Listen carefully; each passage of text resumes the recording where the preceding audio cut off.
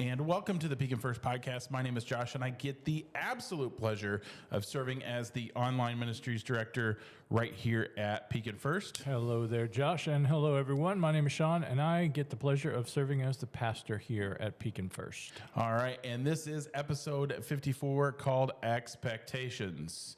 And this is, welcome back, by the way. As you can tell, I'm trying to multitask. Right.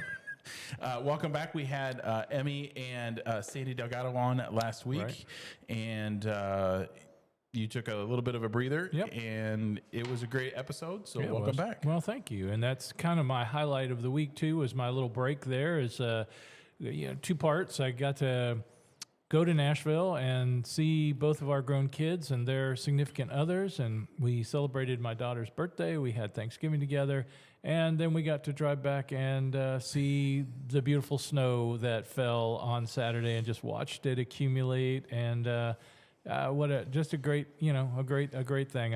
Unfortunately, we weren't able to have our worship services on Saturday night and Sunday, Yep. but we did get to experience a very depending on who you are, I guess, how you would describe that snow event on Saturday. For me, it was pretty amazing.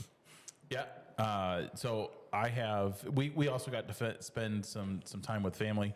However, we'll get into that a little bit later because it has a lot to do with the subject we're talking about. And the subject is expectations. And so, but my personal best happened, and that's what I was trying to do, is pulling it up. I almost forgot to pull it up. I had a little bit of a rough week. For those of you who don't know, I manage a lot of property, and I was very, very sleep deprived this weekend. And so it just, when you become sleep deprived, emotions get involved, Sure. and you start to crack a little bit. I was starting to crack quite a bit, and my wife, and this isn't the right one, but the right meme, my wife, who knew I was suffering, sent me a meme, and if I can pull it up here, just give me just a second. My computer is thinking. But she sent me a meme that basically said, God is, let's see, here it is. Don't give up is what it's called. And it says, it was a prayer that she sent me, and it helped me because of the season. It helped me. And it says, Lord, as I enter December, untangle my heart, heal what still hurts, prepare me for what you've already written, and teach me to walk into the new year scared, not walk into the new year, not scared, but surrendered. Yeah. That's And good. it was a awesome prayer. It gave me a little bit of a reminder to just kind of settle down and Sure. and not give up, And maybe get some sleep. and maybe get some sleep. That's right. All right, episode 54. This is Expectations. With the holidays in full swing, man. You always can set I feel like Clark W. Griswold, right? Because Yeah. you can set that expectation of the perfect Right. holiday. Right. And for some of us, we're trying to do more and give more and be more than we were last year, and maybe just be more than we were yesterday. Right. And we set this expectation that is just massive and sometimes unattainable. Right. And when you don't obtain that expectation, when things don't go as planned, how do we release the pressure? How do we live up to our expectations? And it's not that we have to live up to our expectations, it's living up to God's expectations, Right. which actually is pretty simple. Yeah, it really is. And I think for me personally, a big transition occurred in my life when I began to look at this season, not as the Christmas season, but as the Advent season. Mm-hmm. And a lot of people don't think about it that way. They're not familiar with it. I think understanding the Christian calendar and understanding the season of Advent really it can help people in some amazing ways. And if I may just very quickly, I'll just say a brief introduction, Advent 101. On the Christian calendar, the Sunday, the fourth Sunday before Christmas, is the beginning of Advent, and Advent in Latin just means coming or arrival. And what opened my eyes to this whole thing was when I realized that the season leading up to Christmas was not Christmas. And it wasn't about, there's nothing wrong with having family and parties and gifts and all of the wonderful things that Christmas is all about. But what it helped me understand is there's something greater and deeper and more spiritual about this season, which is this time of waiting and expectation and thinking about the arrival of Christ once again in the manger on Christmas Eve. We think about the arrival of Santa Claus. Everybody wants Santa Claus to get here, but for Christians, we are concentrating on Christ, and it really just helps us to slow down. It helps us to take everything in stride, not to have these great expectations. You mentioned Clark W. Griswold, one of my favorite Christmas movies of all time. Yeah. And it captures the essence of everything that you want to talk about here today, because old Clark, that's all he wanted was a good old-fashioned family Christmas, and in his mind, it was going to be the greatest, most spectacular Christmas ever. And if you I'm sure you've seen the movie. Most everybody has, but if you haven't, just know that it doesn't work out quite the way old Clark imagined that it would. Right, and that kind of sets the stage. So this year is a little different. It's different for a lot of folks, but it's different for me because I'm missing two very important parts of our family. We're missing two very important parts of our family. We're missing my grandmother, who passed away in January, and a cousin who passed away in late April. And holidays were always the time that I enjoyed the most, and it wasn't the presents. And I was a younger kid, so yeah, the presents were pretty exciting. But as I get older and look back, the exciting part was spending time with family. And we had we had 22 people at the table, type of thing, 25 people at the table, and it was so exciting. And then as the years have went on, obviously it's gotten smaller because family has moved and so on and so forth.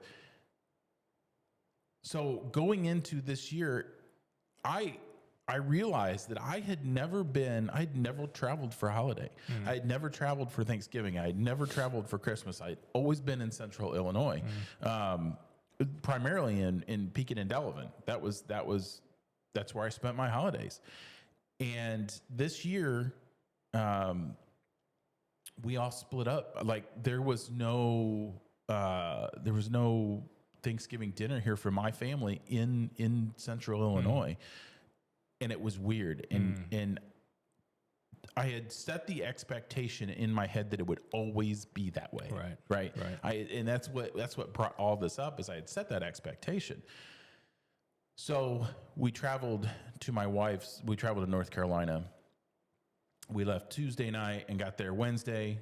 Pretty uneventful. No mishaps. But so we had set me and my wife tend to set our expectations and don't tell each other. You ever do that? Tell each other the expectation, right? Yeah. And never works out well. No.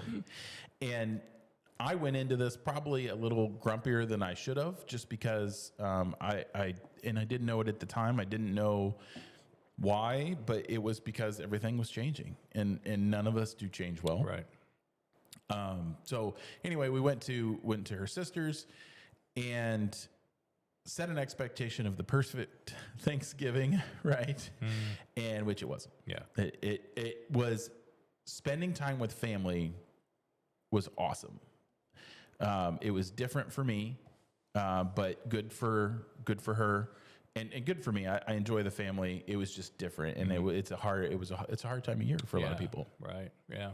And at the end of Christmas vacation, that's what really Clark comes back around to, right? Is at the end, it's everything that he really wanted was right around him. It was his wife and his kids and his in-laws and even Uncle whoever, Eddie. well, Cousin Eddie Uncle so-and-so and the Aunt so-and-so with her, prayers. And so, it's a weird, strange family, but they love each other. And that's what it's all about. It's about those relationships. Yeah.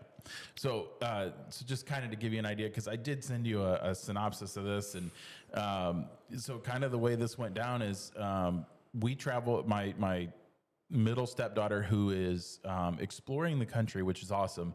And she's living off the grid in a van. She got to there before we did. She got to North Carolina before we did. So then we showed up on Wednesday, and then our two middle daughters, Avery and Grace, drove out Wednesday night / Wednesday late, right? So then they drove out because they had to work. So they drove out after work, and we all got there. We've got 4 dogs in the house. We're staying. There's another building on the property me and Zena were staying in. And so we were staying there. It's just a bedroom, basically. You sleep, and then you go into the house. But we had 4 dogs in the house, and the dogs were not getting along. So, like, every time you turned around, they were snarfing at each other or whatever. Felt like the dog underneath the table and the right. Table. Oh, you're just yakking on a bone. Right, just yakking on a bone. And then we had a ham and a turkey cooking because we have some people in the family that don't like turkey. Yeah. And the ham juice spilled out a little bit, got on the bottom of the oven. Oh. And nobody really realized it. And we opened the oven, and the whole bottom of the oven is on fire. Oh, boy. Right? Yeah. And, now you're at another Christmas movie, the Santa Claus, the movie, right? With the trying to put the turkey out with the fire extinguisher. Right. Yeah, right.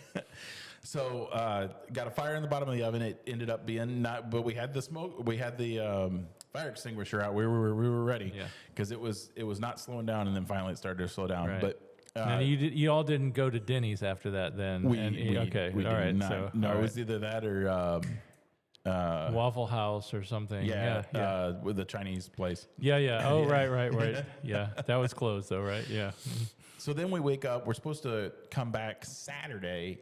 We're going to leave Saturday evening and come back and drive halfway and then come back the rest of the way Sunday. And so we wake up Friday morning to, hey, we're going to get 12.6 inches of snow in central Illinois, and it's moving east. Yeah. Right? So it's moving directly east. So I looked at it and said, either we leave Friday night and drive all night, or we're here till Wednesday, because it's supposed to snow in North Carolina on Tuesday. Right. So that means that end of that storm is there. So we decide we're going to leave go to an amusement park all day, and then we drive all night, which, that's rough. But we did it, and we are in Lexington, Kentucky. At the Buc-ee's in Lexington, Kentucky. Get off of the highway. Got to stop at Buc-ee's. Got to stop at Buc-ee's on a trip. Doesn't matter. We get behind a police chase. Somebody had stolen a box truck. Nice. And for an hour and a half, we were behind a police chase. Wow. So it was, and we were really close to it. Like, we'd be really far from it, and then they'd pull us back. They had somebody breaking traffic. Yeah. And we'd be way back, and then we'd be really close to it. Like, really, really close to it. So, experience for us all, which then put us behind for the snowstorm. So then we got to Bloomington, and it started snowing. It took an hour and a half to get from Bloomington to Pekin. Wow. So you set this expectation. Right. That wasn't your expectation. That was not what you were expecting. Not at all. We wanted to be there till Saturday, and we set this expectation of a perfect Thanksgiving or a perfect Christmas. This year for us, it was a perfect Thanksgiving with family we hadn't seen in a while. And it seemed to be a total mess, right? But in the end, we got to see family we hadn't seen in a couple years. Right. We got to spend time with our kids, and it was kind of just a chill. Yeah. You know what I mean? And you've got stories you all are going to tell every Thanksgiving for many years to come. Yeah. That's right. Yeah. That's right. And then, so let's talk a little bit about setting our expectations for worship. Yeah. Right? During a storm. Yeah. Yeah. How do you what was, as Saturday morning, I got a few hours of sleep, and then you and I chatted a little bit, and we didn't know how to set an expectation for worship. Right. And in the end, it was good. Yeah. Yeah. I mean, it was not what I was expecting. And so often it really isn't either. Even when we do pull off a worship service that is in the sanctuary and the folks are here, I mean, I couldn't justify inviting people to come to the sanctuary on Saturday night or Sunday morning with the snow, with the ice. We have a lot of elderly folks here, and I didn't want to put anybody at risk, you know? Well, and the parking lot was a sheet of ice. It was a sheet Sunday of morning. ice. Sure. Yeah. Yeah. Right. So that- we said, I said to Sandra, what would it look like if we tried to pull off a little worship service here for our Saturday night crowd, so they've got something. I mean, we always have our online service for the 10 o'clock folks. Right. Well, nothing for the Saturday night folks. So what if we did something on Saturday night at 5 o'clock, which is when we typically do our worship service, just a little informal thing in the parsonage. We put the chairs together in front of the fireplace. We sang a few songs. I shared the message that I was going to share, and we recorded it and put it out live, and it was a beautiful thing. You know, I mean, it wasn't what we expected, but God used it, and I think it was very special. Hopefully, something very special for people to be able to watch at home in the comfort of their home, with a hot chocolate, sitting on the couch, relaxed, and and being able to engage in worship that way. Yeah, it was definitely I had kind of set the expectation for that low, and it came out fantastic. So it just, I would, if you have a chance, go back and watch that. And our 10 o'clock service is always good. Yeah. This was just different, Yeah, right? yeah. And that's kind of what my point for today is if you are one of those people that going into the holiday season, it looks so much different this year because of the loss of a loved one or family moving away, or remember that the reason for the season, as they say, and that's so cliche, but remember the reason for the season, and that God's expectation is to love everyone. And we use that term around here a lot. Love your neighbor. Give to those in need. We have a lot of that going on around here, and it's inspiring to just the people that give. Yeah, for sure. You get out of the mindset of what Christmas is all about so often is consumer oriented. You know, I want it. What am I going to get? What am I going to get? What am I going to get? And that's our culture. That's what we teach our kids and so forth. And it's a wonderful thing to exchange gifts. Again, I'm not bashing that, but there's something that's very powerful about giving at the holidays and Christmas time especially.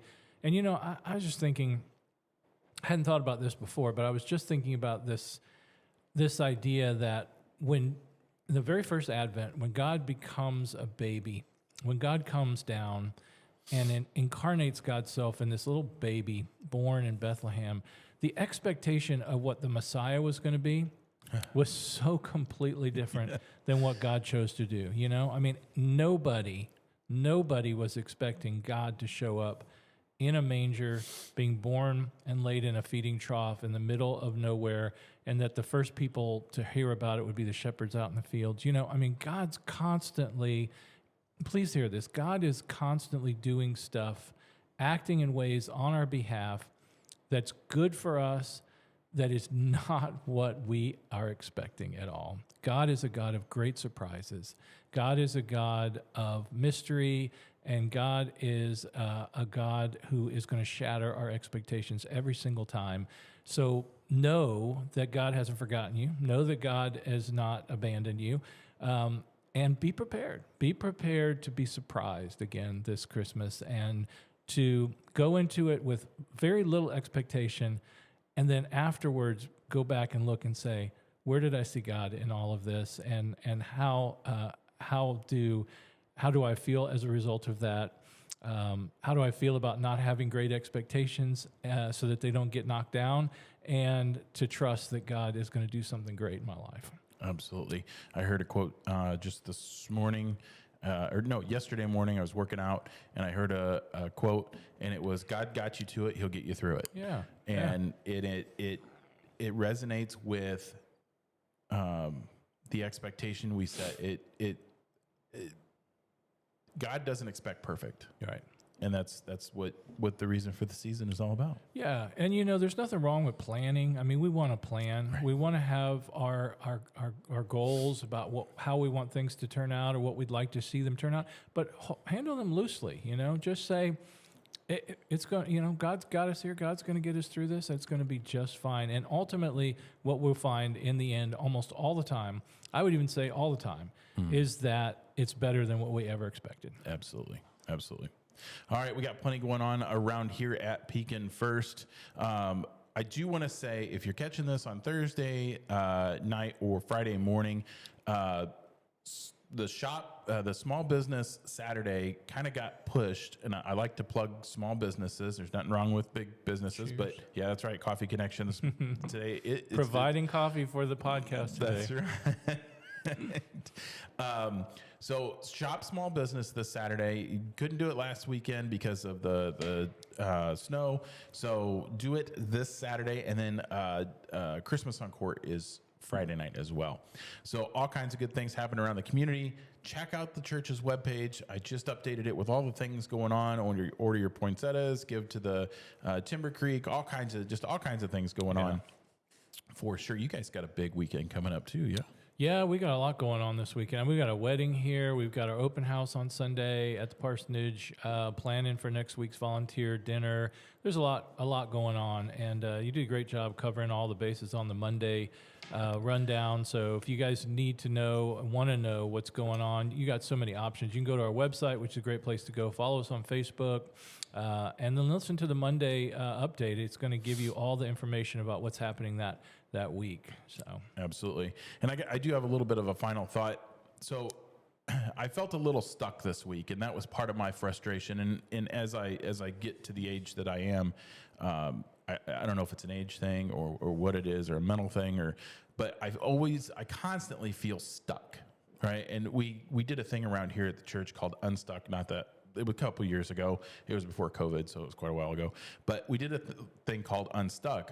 And if you are feeling stuck where you're at, number one, pray about it. That's first and foremost, because God will always show you the way. And a quote that I heard the other morning that is starting to change my mindset and starting to change, honestly, what do I want out of this life? Physically, not spiritually, but physically out of this life is, a job is just somewhere you go. A career moves you forward. So if you feel stuck in your job or in life, feel like you're not moving at the speed that you want, I believe that quote has you investing in yourself. And that's what I feel that quote is. So if you need a little encouragement because you're feeling stuck like I am, remember that just invest in yourself, and whether it's a career, whether it's your faith, no matter what it is, move yourself forward. Yeah. Proverbs 3, 5, and 6. Trust in the Lord with all your heart. Lean not on your own understanding. In all your ways acknowledge God, and he will guide your path every time. Absolutely. Absolutely. All right. Remember, God put us here to do great things. So let's go do great things.